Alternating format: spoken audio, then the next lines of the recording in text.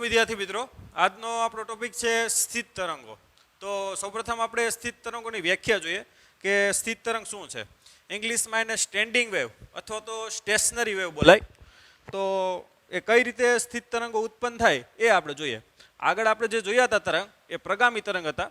પ્રગામી તરંગ એટલે ખ્યાલ છે કે ભાઈ જે તરંગો સમય સાથે આગળ આગળ વધતા હોય આવા તરંગને આપણે પ્રગામી તરંગ કહીએ. તો સ્થિત તરંગો એટલે શું અને કેવી રીતે ઉત્પન્ન થાય એ આપણે જોઈએ. તો સૌપ્રથમ એની આપણે વ્યાખ્યા લખશું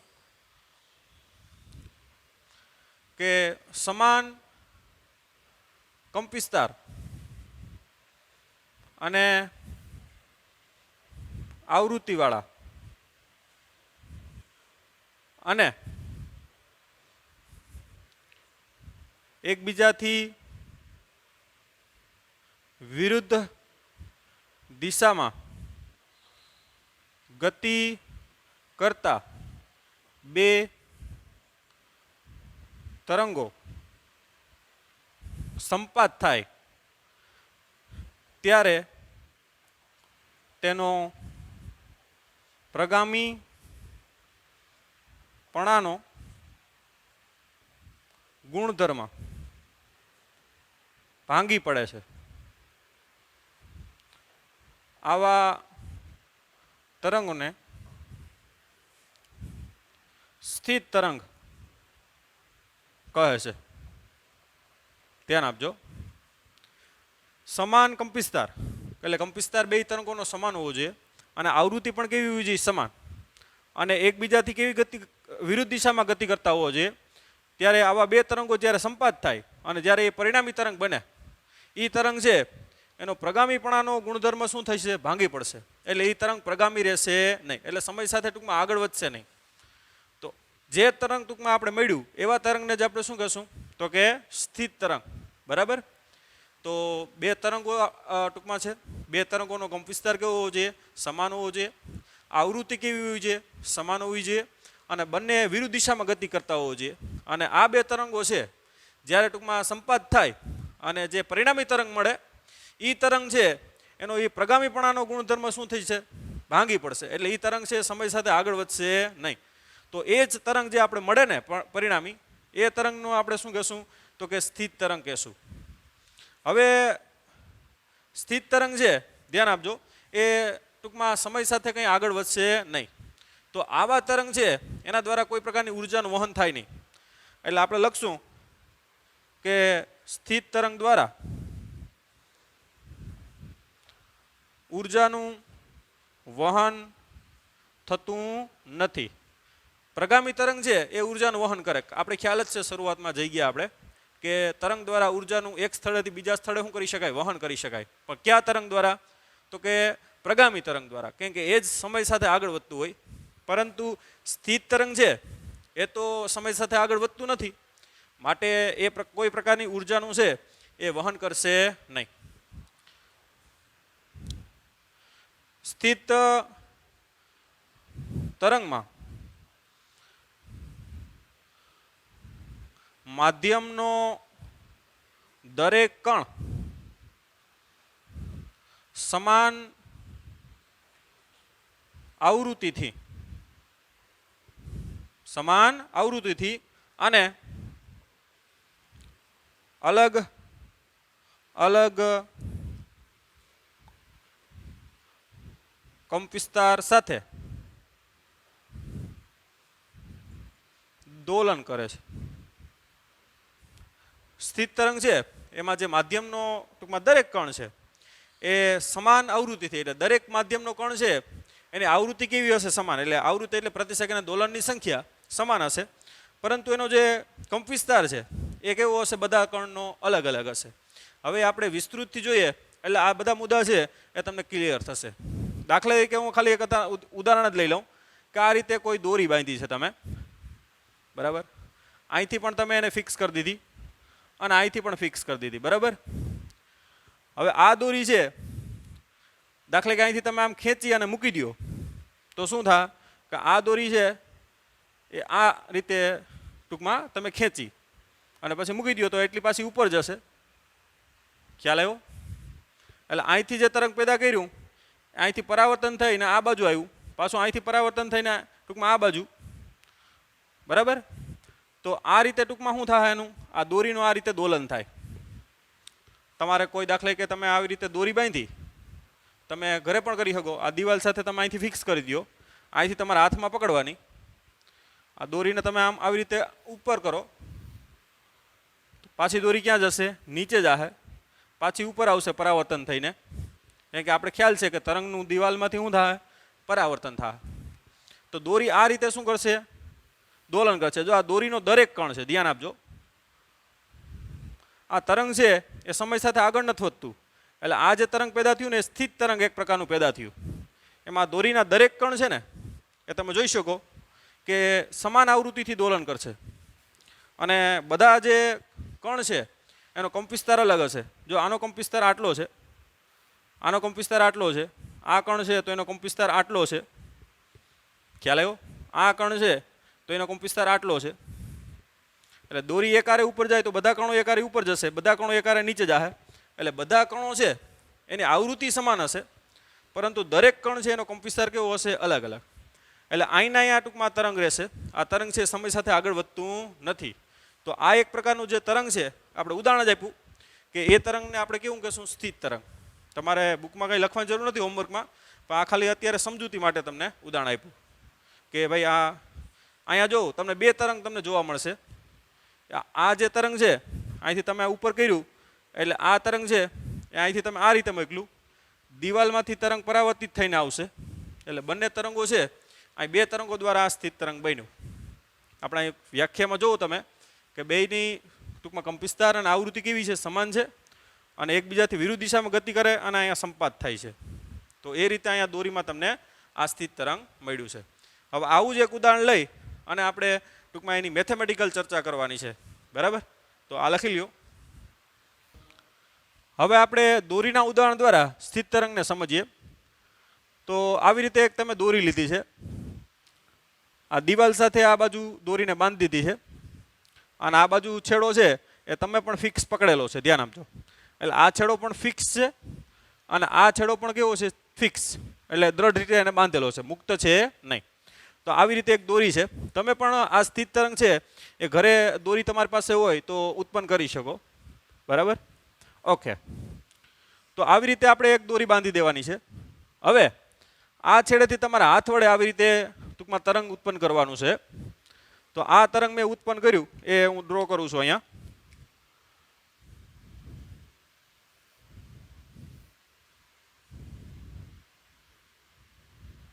આ તરંગ છે દિવાલ સાથે ટૂંકમાં અથડાશે, બરાબર? આ આપાત તરંગ છે જેને આપણે y1 કહીએ. અહીંથી આ દિવાલ સાથે તરંગ અથડાયા એટલે ટૂંકમાં તરંગનું પરાવર્તન થાય. એટલે પરાવર્તિત તરંગ છે, ધ્યાન આપજો, એને આપણે ડ્રો કરવું હોય તો આ રીતે કરી શકીએ. આમાં કરી દઈએ તોય ચાલે. સમય સાથે ધ્યાન આપજો, આ તરંગ છે અહીંયા પહોંચી જાય ત્યારે આ તરંગ આવી રીતે ઉત્પન્ન થાય. એટલે આ છે એ ટૂંકમાં પરાવર્તિત તરંગ છે, ધ્યાન આપજો, બરાબર? આપણે બ્લેક લાઈન વડે કન્ટિન્યુ ડ્રો કરી દઈએ. ચાલો,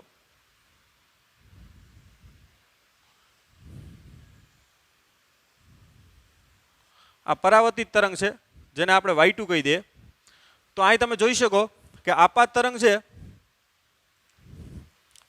જે આપાત તરંગ છે એનો કંપવિસ્તાર પણ એ છે, અને પરાવર્તિત તરંગ છે એનો કંપવિસ્તાર પણ એ છે. એટલે અહીંયા બે તરંગો છે, બે તરંગો વિરુદ્ધ દિશામાં ગતિ કરે છે, અને આ બે તરંગો શું થાય છે, સંપાત થાય છે. તો જે તરંગ બનશે એ તરંગ ટૂંકમાં એનો પ્રગામીપણાનો ગુણધર્મ એનો ભાંગી પડશે, એ આપણે જોશું. અને આવા તરંગને આપણે શું કહેશું, સ્થિત તરંગ. ઓકે.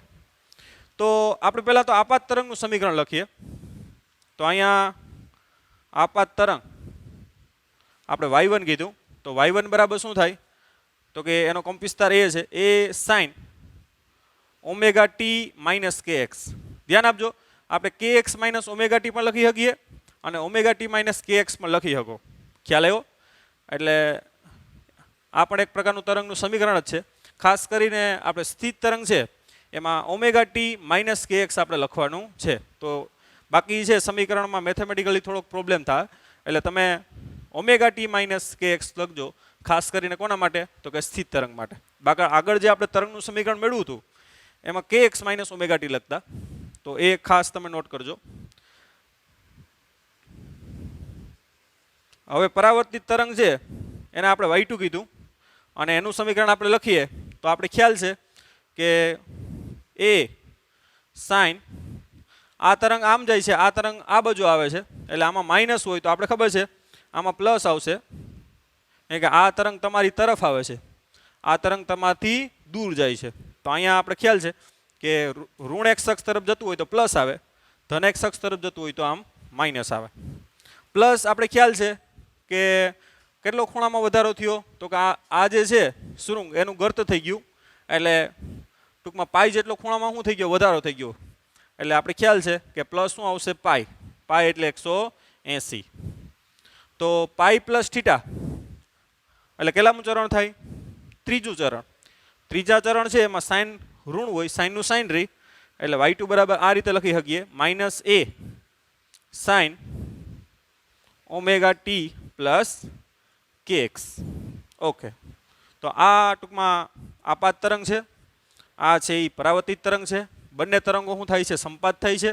માટે આપણે ખબર છે કે સંપાત થતા હોય તો પરિણામી તરંગ y બરાબર શું આવશે, y1 પ્લસ y2. તો અહીં લખશું પરિણામી તરંગ y બરાબર શું આવશે, y1 પ્લસ y2. એટલે y બરાબર y1 એટલે આપણે અહીં ખ્યાલ છે કે a sine omega T minus kx અને y2 એટલે a sine omega T plus kx. Okay, હવે આપણે ખ્યાલ છે કે અહીં ત્રિકોણમિતિનું સમીકરણ બને સાઇન માઇનસ સાઇન એટલે શું થાય, 2 cos સાઇન, બરાબર. એટલે આવશે a 2 cos સાઇન એટલે 2 cos, પેલામાં બે ખૂણાનો સરવાળો આવશે, બરાબર, ભાંગા 2. એટલે બે ખૂણાનો સરવાળો કરો તમે તો ઓમેગા ટી માઇનસ kx અને ઓમેગા ટી પ્લસ kx, એટલે kx ઉડી જાય, એટલે 2 ઓમેગા ટી ના છેદમાં 2, એટલે 2 2 કટ થઈ જાય એટલે શું આવશે, ઓમેગા ટી. ખ્યાલ આવ્યો? ઓકે. અને બીજા 2 cos સાઇન, બીજા બેમાં શું આવશે, બે ખૂણાની બાદબાકી, એટલે આ ખૂણામાંથી આ ખૂણો બાદ કરવાનો છે અને છેદમાં 2, એટલે આ ખૂણામાંથી આ ખૂણો બાદ કરો એટલે ઓમેગા ટી ઉડી જાય, માઇનસ kx અને અહીંયા માઇનસ kx, એટલે માઇનસ 2 kx ના છેદમાં 2, એટલે 2 2 ઉડી જાય, એટલે શું આવશે, માઇનસ kx, બરાબર. એટલે સૂત્ર આપણે લખવું હોય તો લખી શકીએ કારણમાં કે ભાઈ sine a minus sine b, એટલે સાઇન માઇનસ સાઇન આપણે ખબર છે 2 cos સાઇન આવે, એટલે 2 cos, પહેલામાં બે ખૂણાનો સરવાળો ભાંગ્યા 2, બીજામાં બે ખૂણાની બાદબાકી ભાંગ્યા 2. તો આ ખૂણો 1 અને આ ખૂણો 2, બેનો આપણે પહેલામાં શું કર્યો, સરવાળો ભાંગ્યા 2 કર્યું અને બીજામાં શું કર્યું, બેની બાદબાકી ભાંગ્યા 2 કર્યું. ઓકે, તો એ સૂત્ર આપણે અહીંયા લખેલું છે. ઓકે, માટે y બરાબર શું આવશે, ધ્યાન આપજો, માઇનસ સાઇન માઇનસ kx એટલે -12 આવે, તો આપણે ખબર સાઇન છે એ યુગ્મ વિધેય છે, એટલે અયુગ્મ વિધેય છે, એટલે -12 આવશે, એટલે -2a sine kx into cos omega t. એટલે આ જે મળ્યું આપણે પરિણામી તરંગ મળ્યું. હવે એ તરંગ છે, ધ્યાન આપો, આ તરંગ છે એ આ પ્રકારનું નથી. કયા પ્રકારનું, તો કે ઓમેગા ટી માઇનસ kx આમાં છે નહીં, આ ઓમેગા ટી માઇનસ kx પ્રકારનો નથી. એટલે આ તરંગ છે સમય સાથે આગળ નહીં વધે. ખ્યાલ આવ્યો કે નહીં? એટલે આ તરંગ છે એના પ્રગામીપણાનો ગુણધર્મ શું થઈ ગયો, આમાં ભાંગી ગયો, કે આ તરંગ પ્રગામી નથી રહ્યું, કારણ કે આ સમીકરણ પ્રગામી તરંગનું છે. તો ઓમેગા ટી માઇનસ kx પ્રકારનું આ સમીકરણ છે નહીં. એટલે આ જુઓ તો આ જે તરંગ છે એનો પ્રગામીપણાનો ગુણધર્મ શું થઈ ગયો, ભાંગી ગયો. એટલે આ તરંગ છે એ તરંગને જ આપણે શું કહીશું, સ્થિત તરંગ, બરાબર. હવે તમે અહીં જોઈ શકો કે 2a sin kx એક પ્રકારનો શું છે, એ કંપવિસ્તાર છે, અને આ છે એ જે કણનો કંપવિસ્તાર હોય એના માટેનું શું છે, આ દોલન, એટલે આ એક પ્રકારના દોલનનું સમીકરણ છે. તો આમાં દોરીનો દરેક કણ છે, ધ્યાન આપજો, એ શું કરશે, અહીંયા દોલન કરશે. આ ટૂંકમાં દોરી આમ જશે સમય સાથે, પાછી સમય સાથે આ રીતે નીચે આવશે. ખ્યાલ આવ્યો કે નહીં? આની જેમ જ જો આ એક દોરી સિંગલ છે, આ ઉપર જાય પછી પાછી નીચે આવે, પાછી ઉપર જાય પાછી નીચે આવે. ખ્યાલ આવ્યો? એટલે આ જે બધા પોઈન્ટ છે ને એ એમનેમ જ રહેવાના છે. ખ્યાલ આવ્યો કે નહીં? આખી દોરી છે એના દરેક કણ આ રીતે શું કરશે, આમ દોલન જ કરશે. દોલન કરતાં કરતાં આગળ જશે નહીં. એટલે દોરીનો જે દરેક કણ છે ને એ માત્ર ત્યાં ત્યાં શું કરશે, દોલન કરશે. એટલે ઉર્જા છે એ માત્ર દોલન કરે. અહીંયા ઉર્જા છે આગળ વધશે નહીં. એટલે આપણે કીધું હતું કે સ્થિત તરંગો દ્વારા ઉર્જાનું કોઈ પ્રકારનું વહન થાય નહીં. હવે આ જે પરિણામી તરંગ મળ્યું, બરાબર, એને આપણે જો તમારે એનો ગ્રાફ ડ્રો કરવો હોય તો આ પ્રકારનો મળશે.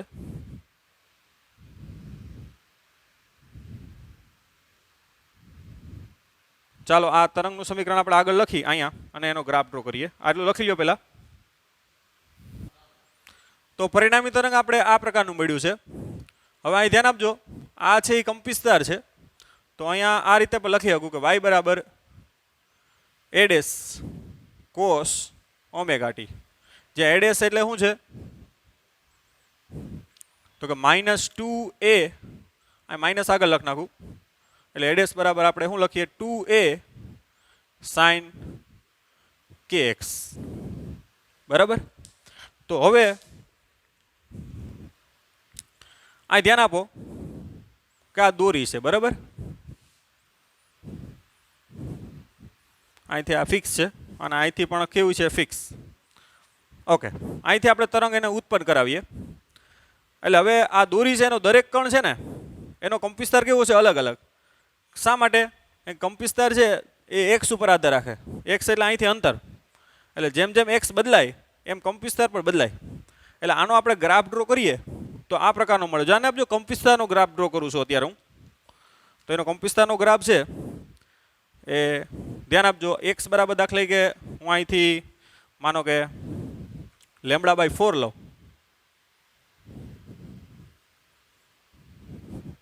તો એ બરાબર શું આવશે, a ડેશ બરાબર 2a sin k, એટલે ખ્યાલ છે આપણે કે 2π/λ થાય. અને x એટલે કેટલું મૂકું, λ/4.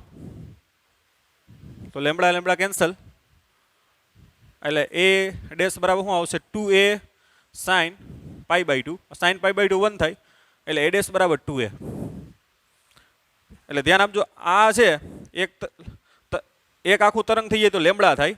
λ/4 એટલે એનાથી અડધું. માનો કે આ આખું આ તરંગ છે,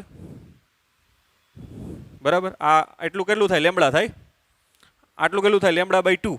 અને આટલું કેટલું થાય, λ/4. તો x બરાબર λ/4 હોય ત્યારે એનો કંપવિસ્તાર કેટલો હશે, 2a હશે. એટલે આ જે કણ છે, આ જે કણ એનો કંપવિસ્તાર કેટલો હશે, 2a જેટલો હશે. ખ્યાલ આવ્યો? એટલે કંપવિસ્તાર છે એ સાઇન વિધેય અનુસાર બદલાય. એટલે એનો ગ્રાફ તો આપણે ખ્યાલ જ છે કે આ પ્રકારનો થાય.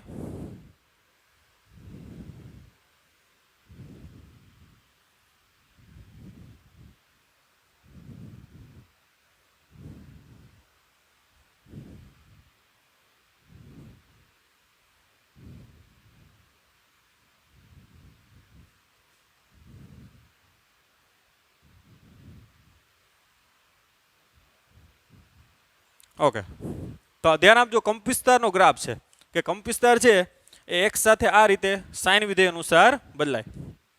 આ x બરાબર ટૂંકમાં અહીંયા λ/4 છે, અહીંયા ટૂંકમાં λ/2 છે, અહીંયા ટૂંકમાં λ છે. તમે λ મૂકો, ધ્યાન આપજો, x બરાબર શું મૂકો, λ. તો λ કેન્સલ થાય, sin 2π આવશે. અને sin 2π કેટલો થાય, 0. એટલે આ ટૂંકમાં કંપવિસ્તાર કેવો આવ્યો, 0.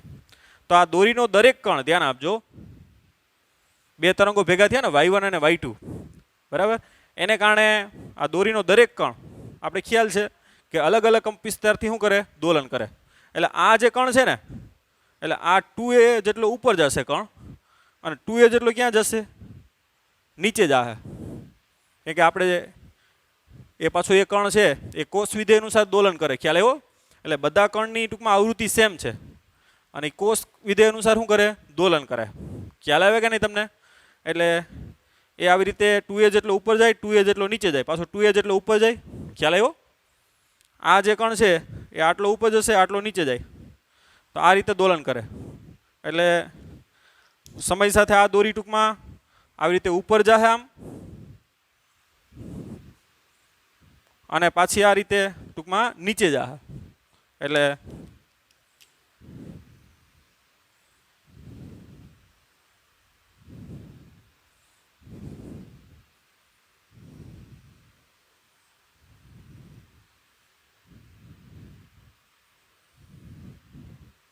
આ ધ્યાન આપજો, આ 2a છે ને આ પણ કેટલું થાય? 2a થાય.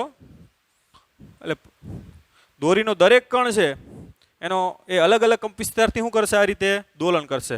અને આ જે એક તરંગ મળ્યું તમને એ પરિણામી તરંગ આપણે દોર્યું. ઓલામાં જે આપણે દોર્યા હતા એમાં y1 પણ અલગ હતું, y2 પણ અલગ હતું. અને y1 અને y2 બંને ભેગા થાય તો આ પ્રકારનું તરંગ બને. એમાં ખબર છે ને આપણે કે આ તરંગ જે મોકલ્યું હતું એનો કંપ વિસ્તાર a હતો. પણ અહીંયા પાછું આ તરંગ ભટકાઈને આવતું હતું, એનો કંપ વિસ્તાર પણ a. અને જે પરિણામી તરંગ બને એનો કંપ વિસ્તાર કેટલો થાય? 2a થાય. ધ્યાન આપજો, આ કણનો અલગ થાય, આ કણનો અલગ થાય, બધાનો અલગ અલગ થાય. ખ્યાલ આવ્યો? એટલે આ જે દોરી આ રીતે આમ ઉપર જાય, પાછી આ રીતે નીચે આવે, ઉપર જાય, નીચે આવે. એટલે આ રીતનું એક પ્રકારનું પરિણામી તરંગ બને. આમાં તમે જોઈ શકો કે દોરીનો દરેક કણ છે એનો કંપ વિસ્તાર આ રીતે તમે આ સમીકરણ ઉપરથી મેળવી શકો.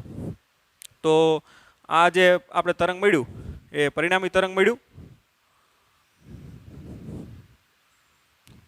હવે તમે આ બધા પોઈન્ટ છે એ જોઈ શકો કે આ બધા પોઈન્ટ છે એમાં આ જે કણ છે એનો કંપ વિસ્તાર કેવો રહેવાનો છે? 0 જ રહેવાનો છે. એટલે આ જે પોઈન્ટ છે એ બધાને શું કહેશું આપણે? તો કે નિષ્પન્ન બિંદુઓ કહેશું. શું કહેશું?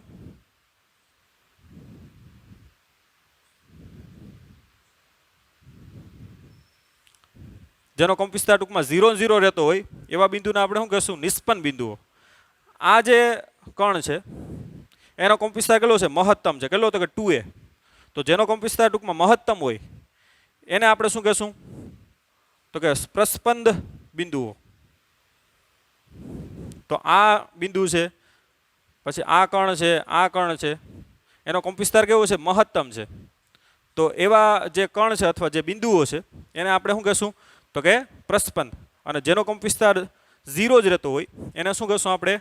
નિષ્પન્ન બિંદુઓ. દાખલા કે આ દોરીમાં તમે આવું તરંગ, સ્થિત તરંગ પેદા કર્યું અને અહીંયા દાખલા કે તમે આ કણને આવી રીતે પકડો તો પણ તમને કોઈ પ્રકારની અસર થાય નહીં. તમને એમ ન થાય કે તરંગ માંથી પાસ થયું. અહીંયા તરંગ પાસ થવાની વાત ના આવે. તરંગ આવી રીતે શું કરતું હશે? દોલન જ કરતું હશે. એટલે અહીંયા તમે દાખલા કે લાકડી રાખી દો અથવા તો કોઈ પણ એ તમે એને પકડી લ્યો તો એનો કંપ વિસ્તાર તમને કોઈ પ્રકારની ટૂંકમાં અસર નહીં થાય. તમારે હાથ છે ઉપર નીચે થશે નહીં. કે એનો કંપ વિસ્તાર કેવો રહેવાનો છે? ત્યાં 0 જ રહેવાનો છે. બરાબર?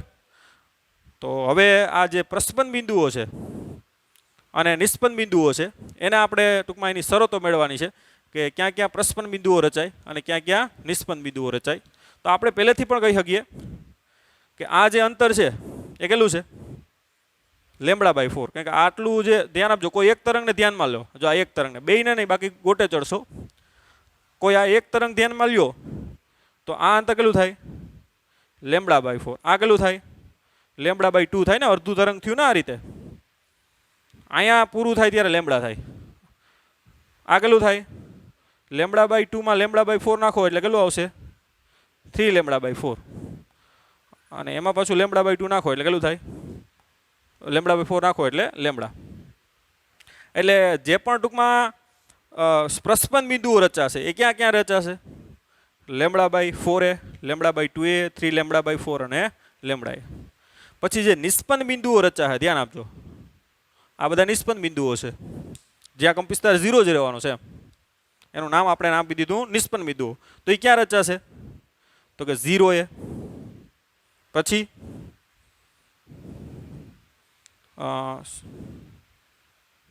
સોરી આપણે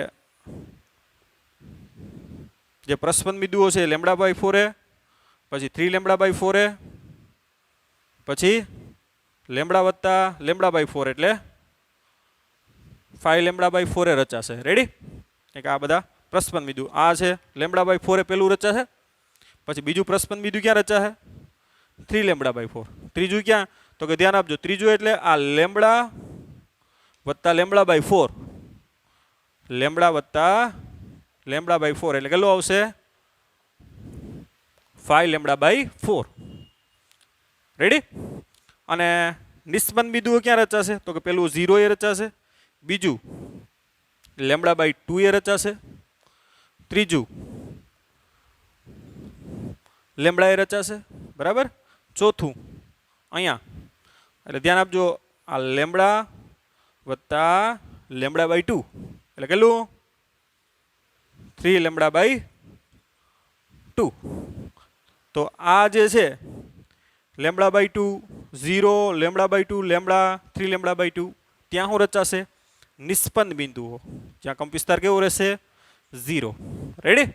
તો હવે એની શરત આપણે મેથેમેટિકલી પણ મેળવીએ તો એ જ આવશે જે આપણે પહેલેથી ઓલરેડી કહી દીધું. તો મેથેમેટિકલી આ સૂત્ર છે, ધ્યાન આપજો. અહીંયા કંપ વિસ્તાર મેં તમને કીધો કે a' બરાબર શું થાય 2a sin kx. રેડી? હવે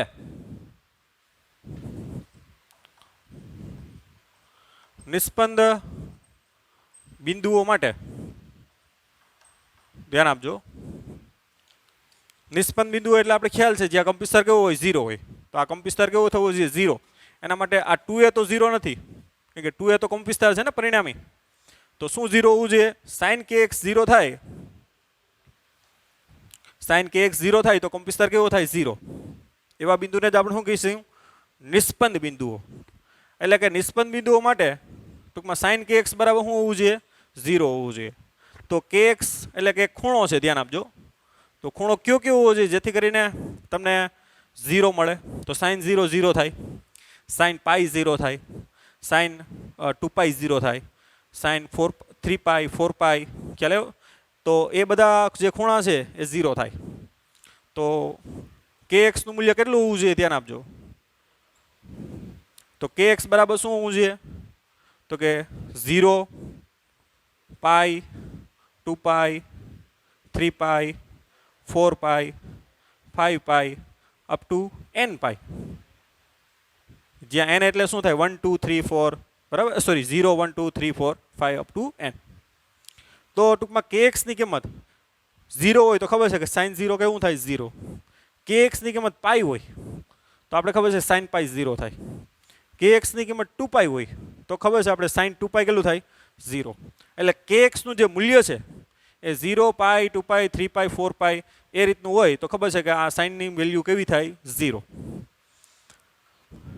માટે kx બરાબર શું લખાય nπ, જ્યાં n એટલે શું થાય 0 1 2 3 4 અપ ટુ n. બરાબર? હવે k ની વેલ્યુ તો આપણે ખ્યાલ છે, k બરાબર શું લખાય તરંગ સદિશ 2π λ લખાય ઇન્ટુ આ x બરાબર શું લખાય તો કે nπ. માટે આ જે પાઈ છે એ કેન્સલ થઈ જાય. માટે જે x ની વેલ્યુ આવે એ કેટલી આવશે n λ/2. આ n આ લેમ્બડા આ છેદમાં આ બાજુ આ 2 છે, આ બાજુ આવે તો ક્યાં જશે નીચે. અને જ્યાં આપણે ખબર છે કે n બરાબર શું થાય 0 1 2 3 અપ ટુ n. એટલે 0 મૂકો, ધ્યાન આપજો. n બરાબર કેટલું મૂકો 0 તો x બરાબર શું આવશે 0. પછી n બરાબર 1 મૂકો તો કેટલું આવશે λ/2. પછી 2 મૂકો તો 2 2 કેન્સલ કેટલું આવશે લેમ્બડા. પછી 3 મૂકો તો કેટલું આવશે 3 λ/2. એટલે જે આ નિસ્પંદ બિંદુઓ છે ક્યાં ક્યાં રચાશે 0 λ/2 λ3 λ/2 એ રીતે. અને આપણે તો અહીં તમે ગ્રાફિકલી પણ જોઈ શકો કે નિસ્પંદ બિંદુઓ છે એ 0 એ પેલું રચાય, પછી તો કે λ/2 એ તમે ત્યાં પણ જોઈ શકો, પછી લેમ્બડા એ, પછી 3 λ/2 એ. તો આ રીતે ગ્રાફિકલી પણ તમે ફટાફટ નિસ્પંદ બિંદુઓ ક્યાં ક્યાં રચાય એ કહી શકો અને મેથેમેટિકલી પણ આ તમે કહી શકો. ઓકે, હવે આપણે પ્રસ્પંદ બિંદુઓ છે જે આ છે એ પ્રસ્પંદ બિંદુઓની આપણે શરત મેળવીએ. તો હવે આપણે પ્રસ્પંદ બિંદુ મેળવીએ.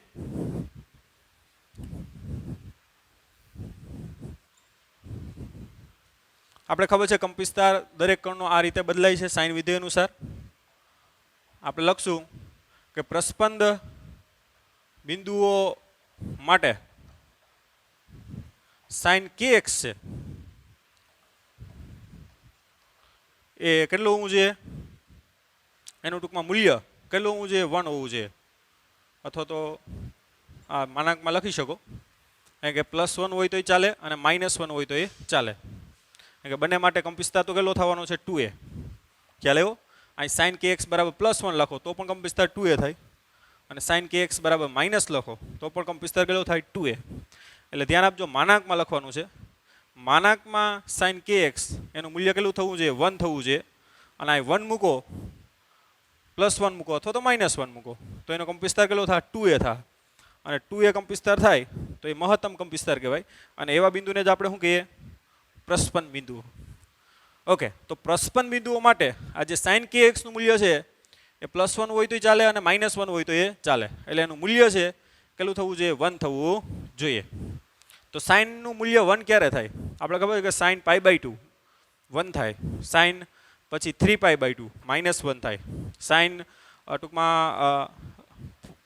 આપણે એકમ વર્તુળ દોરીએ એટલે તમને ખ્યાલ આવે. કાંઈ જે છે એ સાઇનનું મૂલ્ય 1 થાય, 3π/2 એ 1 થાય. પાછું આમાં કેટલા નાખવાનું થાય તમારે, તો કે 4 નાખો એટલે 5π/2 પણ 1 થાય, 7π/2 ટૂંકમાં 1 થશે. પછી અહીંયા 9π/2 1 થાય. પછી ખબર છે ને આ 4 નાખવાના હોય, 11π/2 1 થાય. ખ્યાલ આવ્યો તમને? એટલે અહીંયા ટૂંકમાં 1 થશે અને અહીંયા -1 થાય. અહીંયા યામ કેટલા હોય, 0 અને 1. પેલી કિંમત કોસની હોય, બીજી સાઇનની હોય. અહીંયા શું થાય 0 અને -1 એટલે પેલી કોસની બીજી સાઇનની. તો સાઇનનું મૂલ્ય 1 ક્યારે થાય, તો kx બરાબર શું હોવું જોઈએ, તો કે kx બરાબર ટૂંકમાં π/2 હોવું જોઈએ, 3π/2 પછી 5π/2 પછી આ બાજુ આવો તો 7π/2 સો ઓન. ખ્યાલ આવ્યો? માટે જે kx નું મૂલ્ય છે એ kx બરાબર હું લખી શકો 2n - 1 π/2. બરાબર? જ્યાં n એટલે શું મૂકવું પડશે આપણે, n એટલે 1 2 3 4 અપ ટુ સો ઓન. 1 મૂકો તમે તો અહીંયા 1 મૂકો 2 કૌંસમાં 1 એટલે 2 માંથી 1 જાય તો 1 એટલે 1 મૂકો એટલે π/2 આવશે. 2 મૂકો તો 2 દૂને 4, 4 માંથી 1 જાય તો 3, 3π/2. ખ્યાલ આવ્યો? એટલે n બરાબર 1 2 3 4 એ રીતે આવશે. ઓકે, માટે kx બરાબર, હવે k ની આપણે કિંમત મૂકી દઈએ. k એટલે આપણે ખબર છે તરંગ સદિશ 2π/λ થાય ઇન્ટુ આ x બરાબર શું આવશે 2n - 1 ઇન્ટુ π/2. તો π કેન્સલ થાય,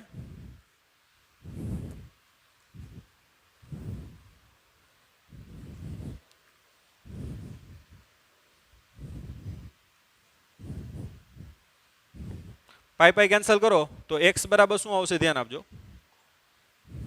આ લેમ્બડાને પેલી બાજુ આવવા દો, 2 નીચે આવવા દો એટલે શું આવશે 2n - 1 λ/4. જ્યાં n બરાબર શું આવશે તો કે 1 થી ચાલુ થાય છે, ધ્યાન આપજો. 1 2 3 4 5 અપ ટુ સો ઓન. હવે 1 મૂકો અહીંયા તો x બરાબર કેટલું આવશે, આમાં 1 મૂકો તો λ/4 આવશે. 2 મૂકો 2 દુ 4 -1 એટલે 3λ/4 આવશે. 3 મૂકો 3 દુને 6, 6 માંથી 1 જાય તો 5λ/4. આ રીતે ટૂંકમાં એના આપણે પ્રસ્પંદ બિંદુઓ મળશે. તો આ રીતે મેથેમેટિકલી પણ તમે મેળવી શકો. અને અહીંયા પણ આપણે મેળવું કે પ્રસ્પંદ બિંદુઓ છે ભાઈ એ λ/4 મળે છે, તમે જોઈ શકો. બીજું છે એ ક્યાં મળે છે? 3 લેમ્બડા બાય 4 મળે છે. ત્રીજું છે એ 5 લેમ્બડા બાય 4 મળે છે. તો આ રીતે ડાયરેક્ટ તમે આકૃતિ જોઈને પણ કહી શકો કે ક્યાં ક્યાં રચાય, અને મેથેમેટિકલી પણ એને આ રીતે આપણે મેળવી શકીએ. તો આજે આપણે ટૂંકમાં સ્થિત તરંગો જોયા.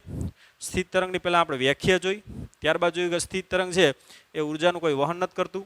સ્થિત તરંગમાં દોરીના દરેક કણ છે એ અલગ અલગ કંપવિસ્તારથી ટૂંકમાં આ રીતે દોલન કરે. ત્યારબાદ આપણે જોયું કે દોરીનું જે કણ છે એનો કંપવિસ્તાર 0 રહેતો હોય એને આપણે નિષ્પન્ન બિંદુઓ કહીએ, એની પણ આપણે શરત મેળવી. અને જે કણ છે એનો કંપવિસ્તાર મહત્તમ હોય એને આપણે પ્રસ્પંદ બિંદુઓ કહીએ, એની પણ આપણે શરત મેળવી. તો આ રીતે આપણે કમ્પ્લીટલી અને ટૂંકમાં વ્યાખ્યાની રીતે, ત્યારબાદ મેથેમેટિકલી રીતે અને ગ્રાફિકલી રીતે આ ટોપિકને આપણે ક્લિયર કરવાનો છે. ઓકે, તો આજના લેક્ચરમાં અહીંયા સુધી રાખીએ. નેક્સ્ટ લેક્ચરમાં અહીંથી આગળ વધશું. ત્યાં સુધી bye bye, take care, have a nice day.